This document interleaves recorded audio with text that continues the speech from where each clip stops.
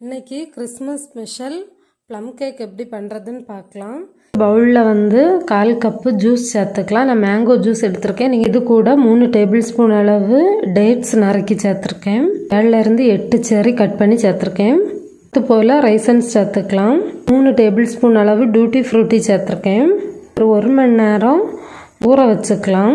இப்போது இன்னொரு பவுலில் ஒரு 1/2 கப் அளவு பால் சேர்த்துக்கலாம். இது கூட 1 டேபிள் ஸ்பூன் அளவு வினிகர் சேர்த்துக்கலாம். 1/4 கப் அளவு சுகரை வந்து கேரமலைஸ் பண்ணி எடுத்துக்கலாம்.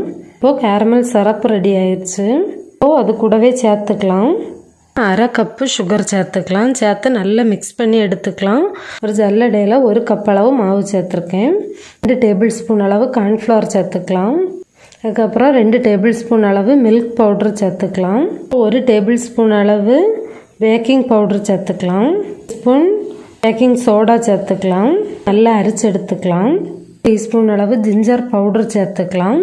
அதுக்கப்புறம் 1/2 டீஸ்பூன் அளவு ஏலக்காய் பவுடர் சேர்த்துக்கலாம். அதுக்கப்புறம் இது கூட 1 டீஸ்பூன் அளவு வெண்ணிலா எசன்ஸ் சேர்த்துக்கலாம்.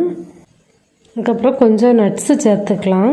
5-6 போல் பாதாமும் 10 போல் முந்திரியும் கட் பண்ணி வச்சுருந்தேன், அதை சேர்த்துக்கலாம். ஒரு 1/4 கப் அளவு உருக்குன வெண்ணெய் சேர்த்துருக்கேன். இப்போது ட்ரேயில் வந்து பட்டர் பேப்பர் போட்டு சைடெல்லாம் வெண்ணெய் வச்சு தடவி எடுத்து வச்சுருக்கேன். அதை வந்து ஊற்றிக்கலாம். இப்போ குக்கர் வந்து ப்ரீஹீட் ஆயிடுச்சு, வச்சுக்கலாம். வச்சு ஒரு 50 நிமிஷம் லோ ஃப்ளேமில் வச்சு வேக வச்சு எடுத்துக்கலாம். ஒரு கத்தி விட்டு பார்த்தோம் அப்படின்னா ஒட்டாமல் வரும்.